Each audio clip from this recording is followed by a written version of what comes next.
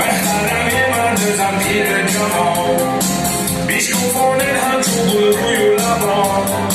روزی تیاتر رفتیم روزی زمان بیشکوفان همچون گل روی لبان روزی تیاتر رفتیم روزی زمان روزی تئاتر مبارک باشده تبریک و مبارک باشده روزی تئاتر مبارک باشده تبریک و مبارک باشده مبارک باشده